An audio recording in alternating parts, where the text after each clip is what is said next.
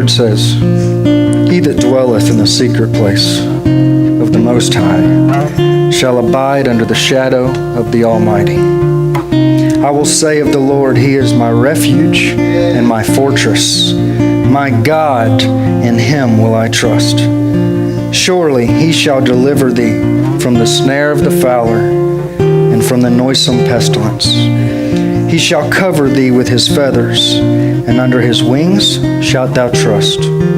His truth shall be thy shield and buckler. Thou shalt not be afraid for the terror by night, nor for the arrow that flieth by day, nor for the pestilence that walketh in darkness, nor for the destruction that wasteth at noonday. 1,000 shall fall at thy side, and 10,000 at thy right hand, but it shall not come nigh thee. Only with thine eyes shalt thou behold, and see the reward of the wicked. Because thou hast made the Lord, which is my refuge, even the Most High, thy habitation. There shall no evil befall thee, neither shall any plague come nigh thy dwelling. For He shall give His angels charge over thee, to keep thee in all thy ways. They shall bear thee up in their hands, lest thou dash thy foot against a stone. Thou shalt tread upon the lion and the adder. The young lion and the dragon shalt thou trample under feet. Because He hath set His love upon me, therefore will I deliver him. I will set him on high, because he hath known my name. He shall call upon me, and I will answer him. I will be with him in trouble. I will deliver him and honor him. With long life will I satisfy him and show him my salvation." Let's pray. Dear Lord, we ask that you will speak to us tonight through your word. Just allow your word, just like the song we were singing, Lord, Word of God, just speak to us tonight, Lord. Prepare our hearts to receive only what you've got for us tonight, Lord. Prepare our ears to receive, to hear exactly what you're trying to say to us tonight, Lord. Lord, don't allow us to leave here tonight without knowing you more, without feeling you closer to us, Lord. Lord, help us. Prepare us to hear only you as we sit tonight in your presence. I ask all this in your name. Amen. Amen. As you take a seat, turn and look at your neighbor. And I want you to say this: "You look purty."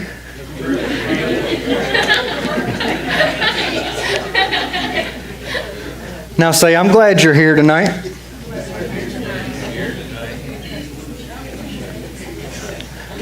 Now I want you to say, "There's peace. There is peace." Tell your neighbor this, not me. There is peace and there is safety in the shadow. There's safety in the shadow. That's the title of our message tonight.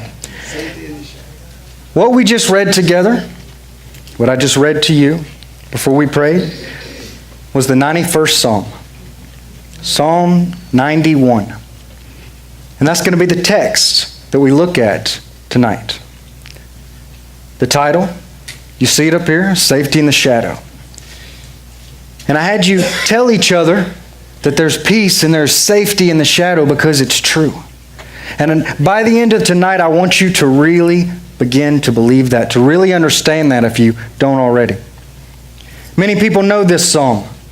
This is one that is actually ranked up there as amongst the top 5 of psalms that people read and they meditate on and that they memorize. Many of you probably can quote much, if not all, of this psalm. It's only 16 verses long. It's a special psalm. We don't know who wrote this psalm. There's debate. Was it David? Was it Moses? I say, does it matter?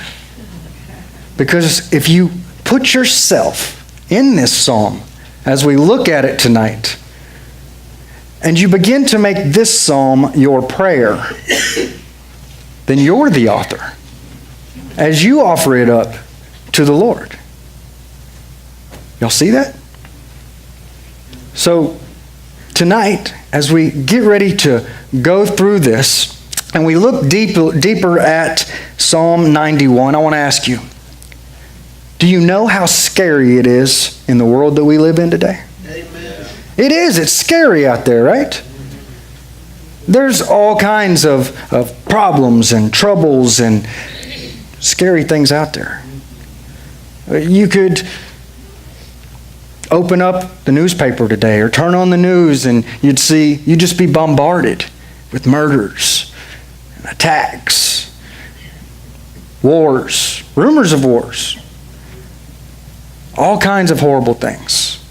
In your personal life, you might be under attack. You might be dealing with problems. It might be a scary place in your life. Maybe you're struggling at work. Maybe you're worried about, am I going to have a job tomorrow? Am I going to be able to pay the bills?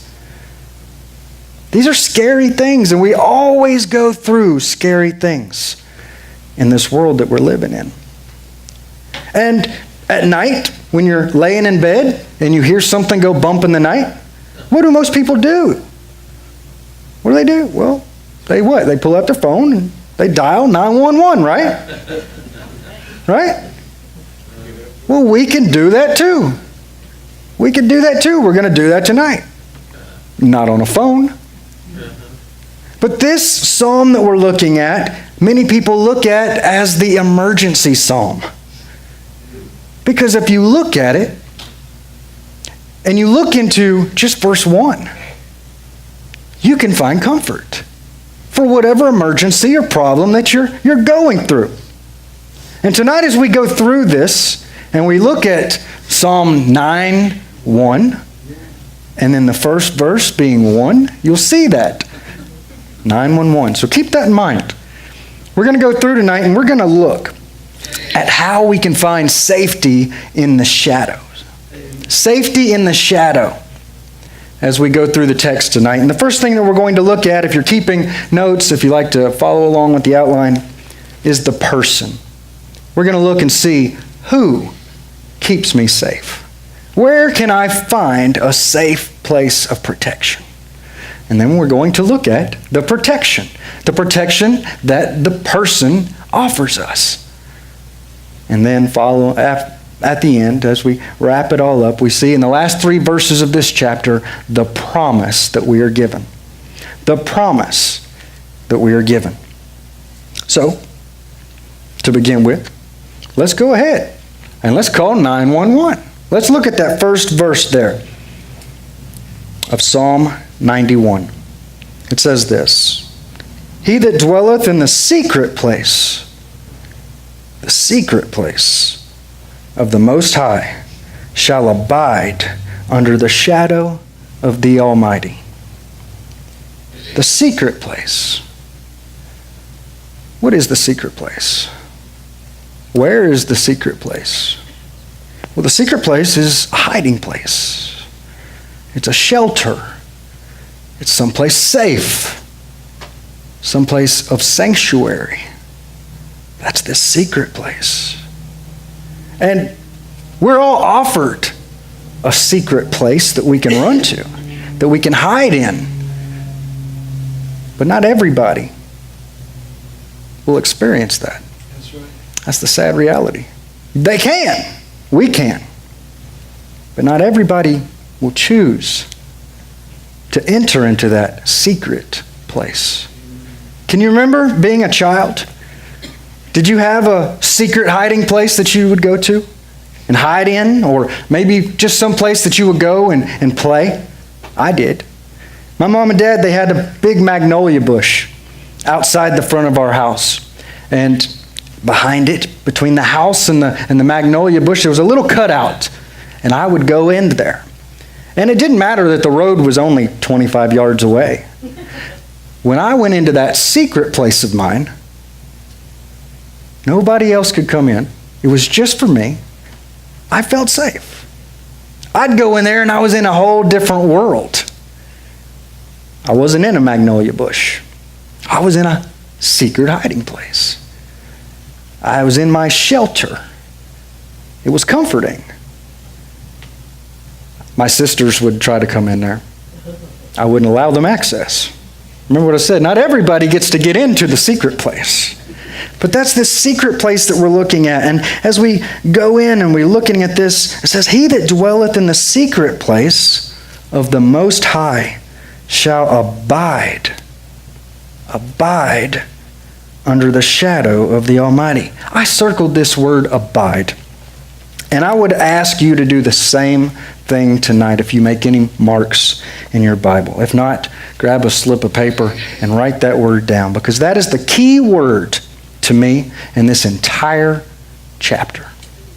In this entire promise, this entire word that we're given tonight. The word abide. What does abide mean? Abide? It's where you live. A place where you stay. It's where I am. I'm living here. I'm abiding here. I'm not going to be moved. It's where I am. It's where I'm supposed to be. Abide. But that secret place, it belongs to somebody. The Most High. The Most High.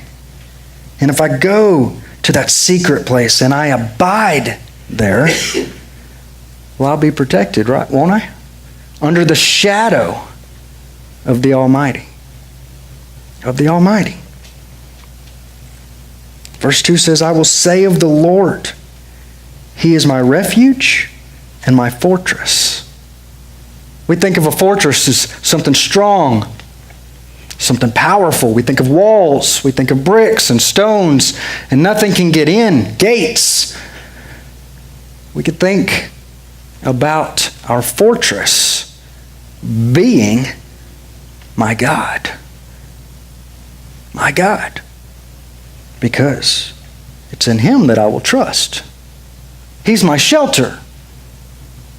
He's your shelter.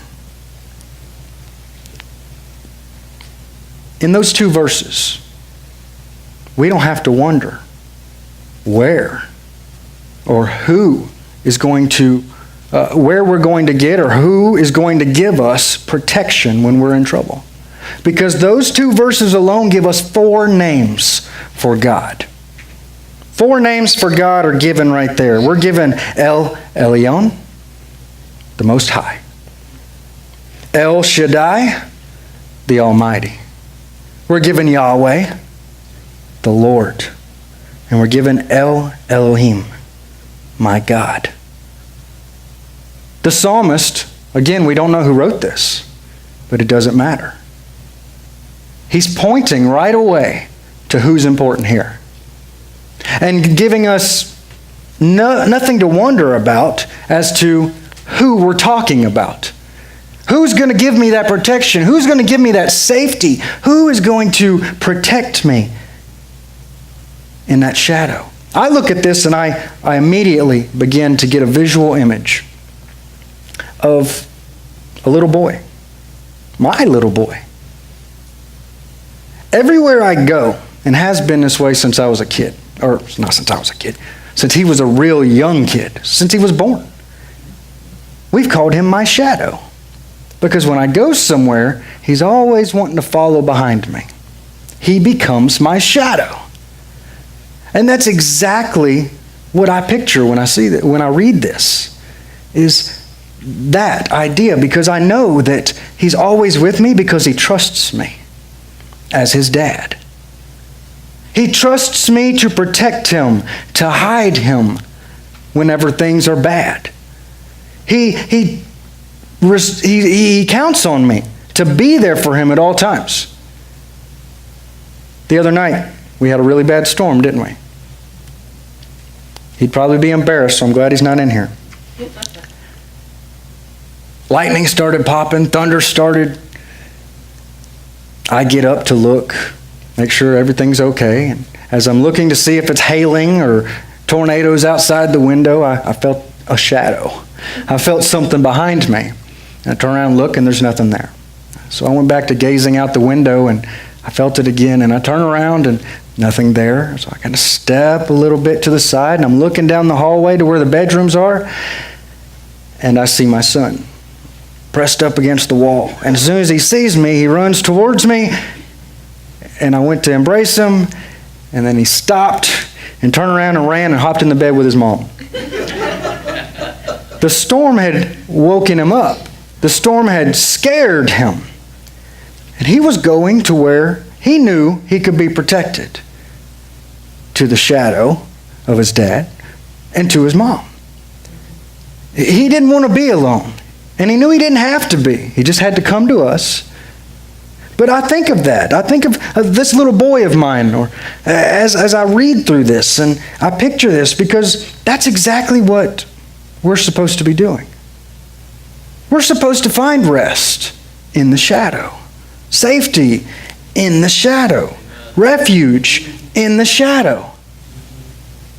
In the shadow.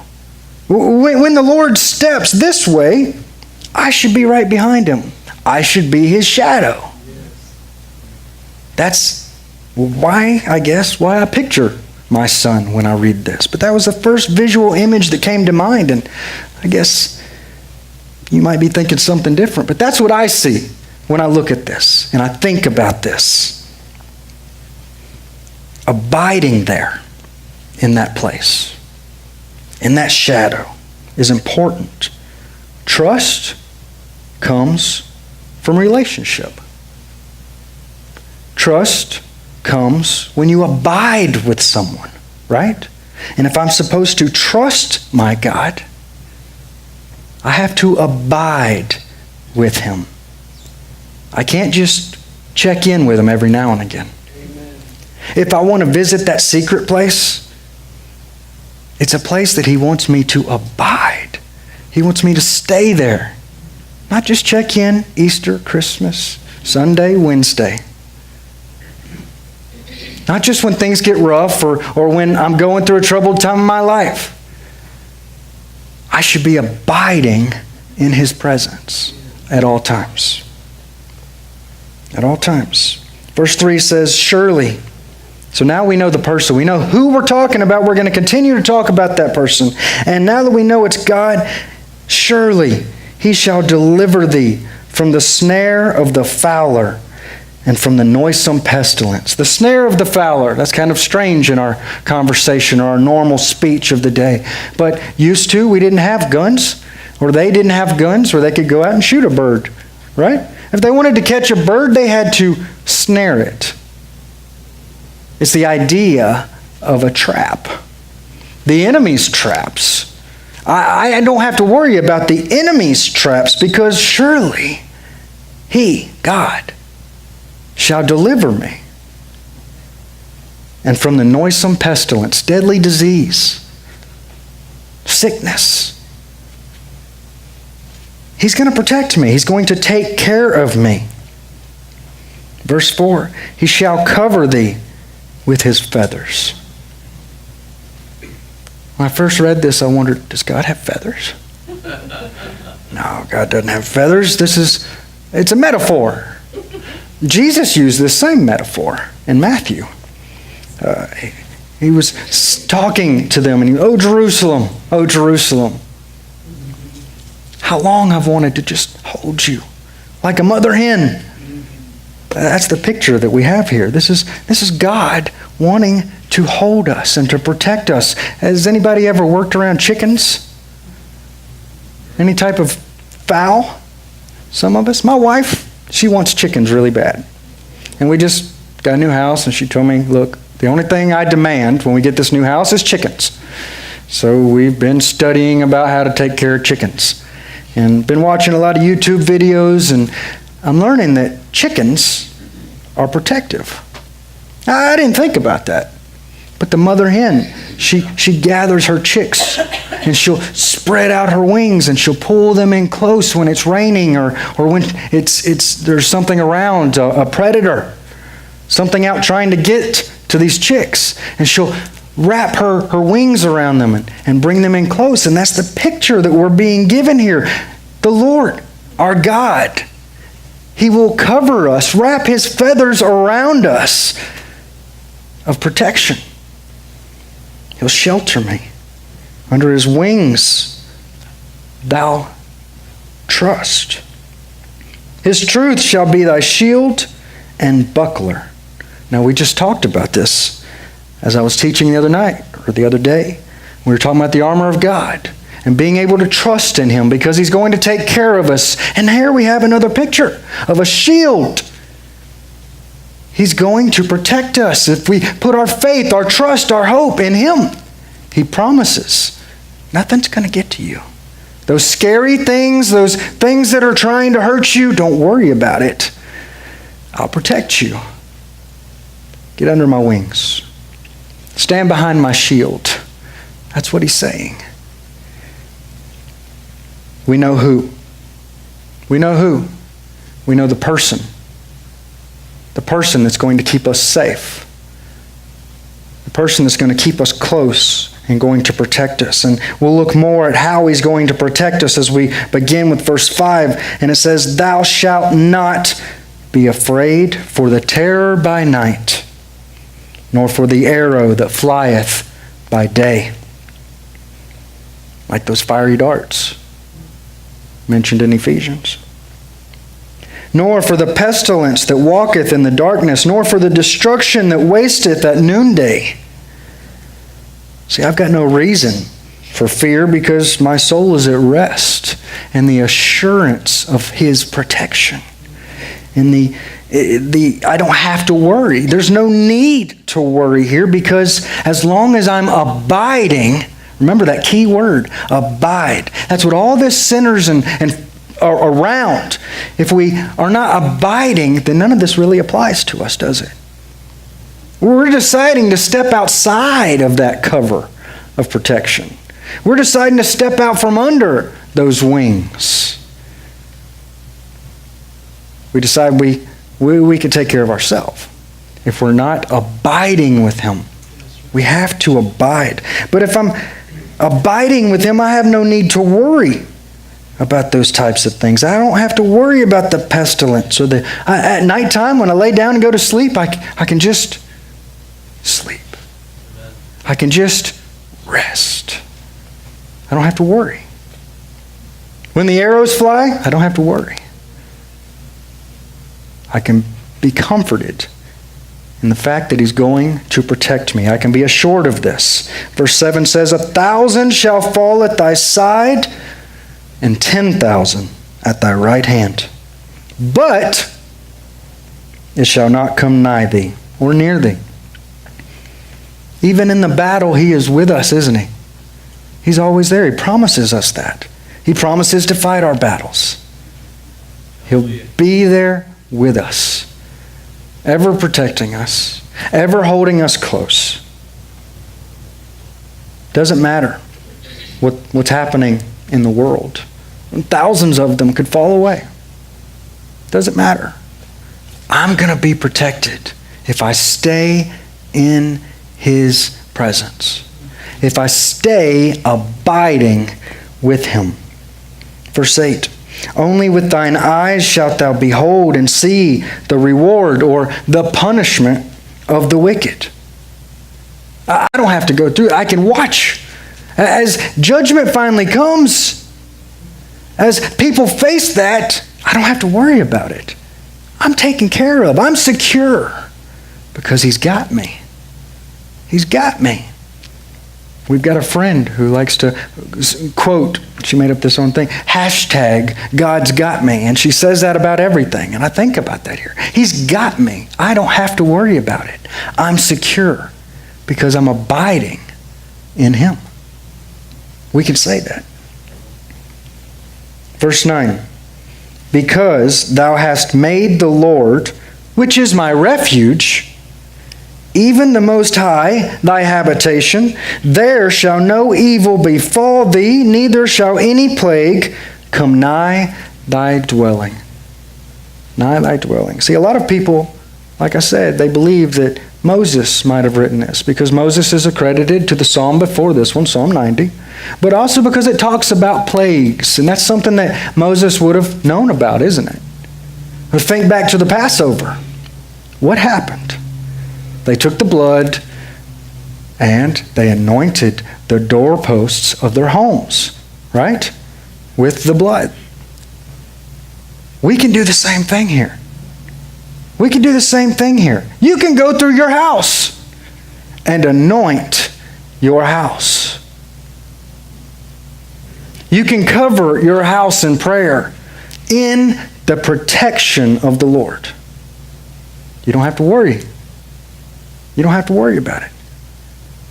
He's got you. Now, you can go and cover your home, but you should also dedicate your home to the Lord. Again, my wife and I, we just bought a new home, and that was our first priority. We need to dedicate this home to the Lord. We said that as soon as before the ink was dry on the paperwork, we need to dedicate this home to the Lord. We pray for our home. Every room in our home has scriptures painted on the walls. We wanted this home to be the Lord's because we know that He blessed us with this home. He gave to us, so we want to honor Him. We want to dedicate our home and our lives and anybody who comes in our home to the Lord. I don't want any part of it. I want to abide in His presence because that's where there's safety. Again, that's where there's protection. And if we abide with the Lord, He'll abide with us, right? Amen. We need to be able to, or we need to, invite Him to abide in our abode. If we do so, we'll have nothing to worry about. Nothing to worry about. Now, you might say, well, John, are you saying nothing is going to be bad? No bad things just aren't going to happen to me anymore? I'm not saying that at all. And neither is this. Because bad things are still going to happen. This old physical man might encounter some bad stuff. But the spiritual man is secure. You could drive home tonight and, God forbid, get into an accident. So don't say, I'm sending you out of here tonight, saying nothing is ever going to happen. I'm not saying that. But you can be secure in the protection of the Lord. Your spirit can be resting in that security, in the safety, under the safety of His wings, right? Under the cover of His wings, in the shelter, in His shadow, if you choose to. We have to abide with Him. Verse 11 says this. Now, a lot of people, they only like to quote this. Well, a lot of people quote this and they think, well, this is great. I've got guardian angels. Guardian angels going to protect me from everything. We'll get to that. Verse 11 says this, for He shall give His angels charge over thee, to keep thee in all thy ways.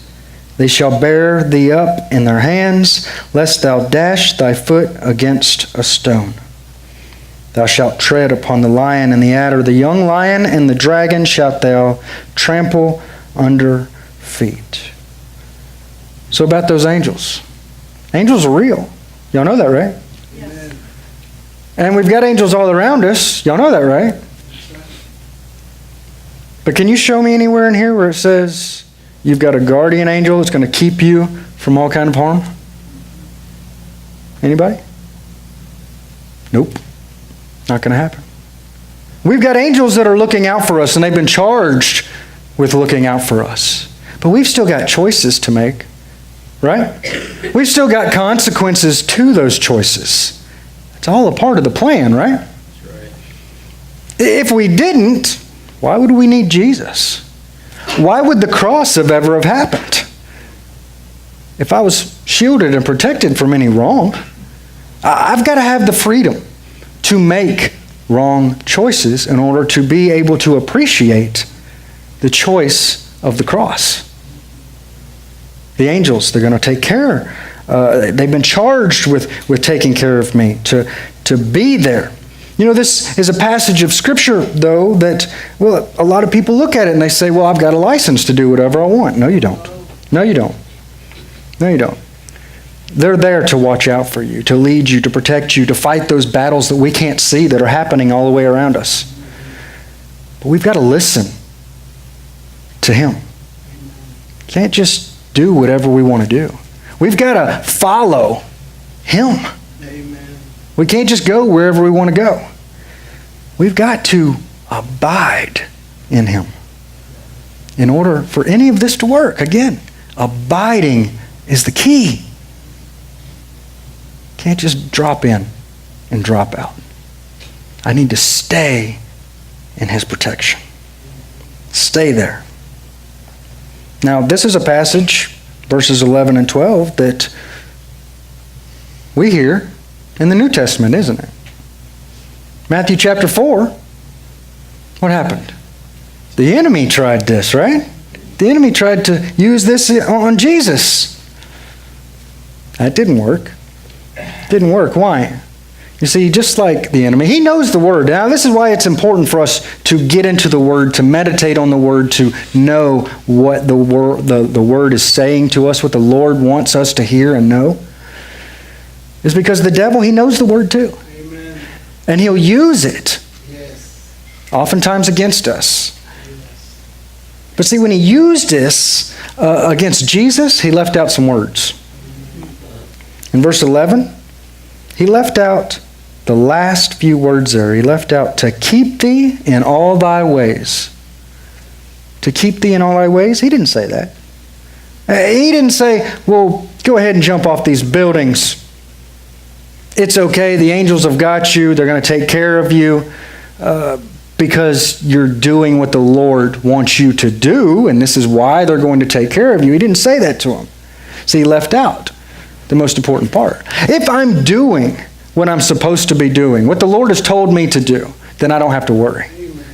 I don't have to worry. Jesus didn't have to worry. Jesus, if he knew that God wanted him to jump off those buildings, to throw himself down, as the enemy was tempting him with, if he knew that God wanted him to do that, he could have done it and he would have been safe and secure. Because remember, those angels have charge over him to keep him and to protect him. And the Lord would have allowed that to happen. But he knew that's not the way it was supposed to be.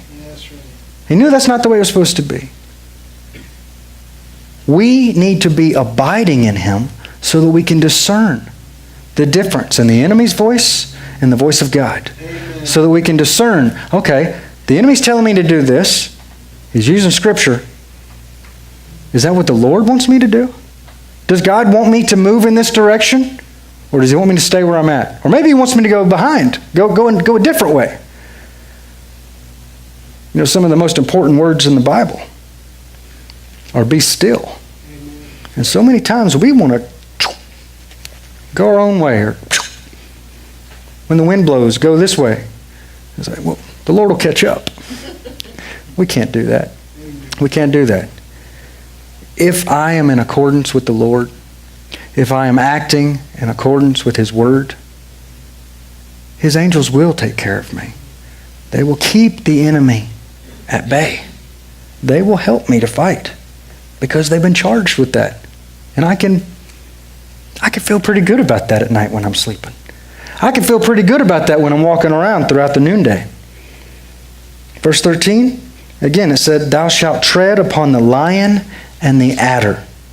The young lion and the dragon shalt thou trample underfoot. Now we're talking about a lion and a snake.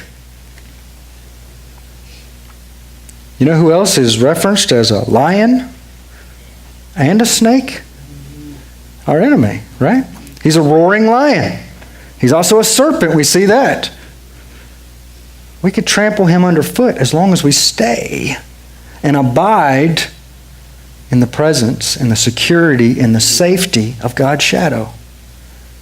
As long as we allow him to fight for us, then those are not big things. Those are not big enemies. Those are not big problems to have. We can have no fear.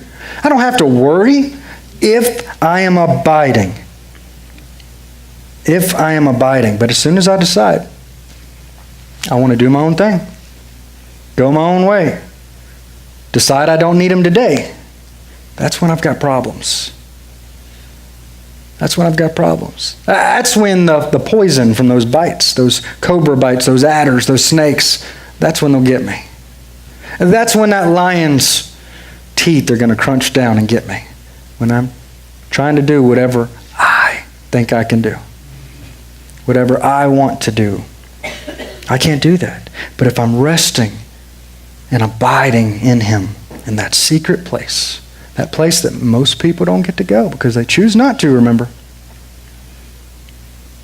I'll be all right. You'll be all right.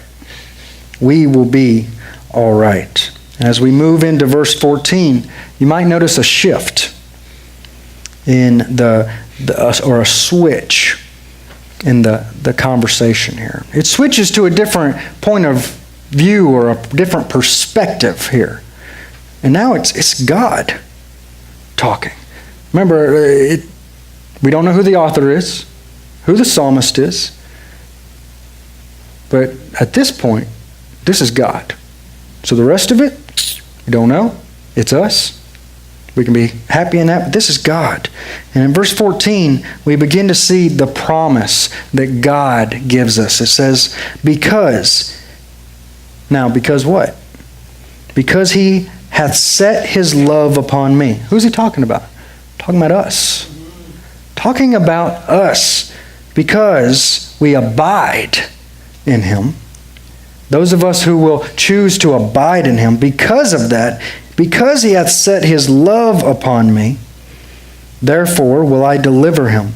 I will set him on high, because He hath known my name. Amen.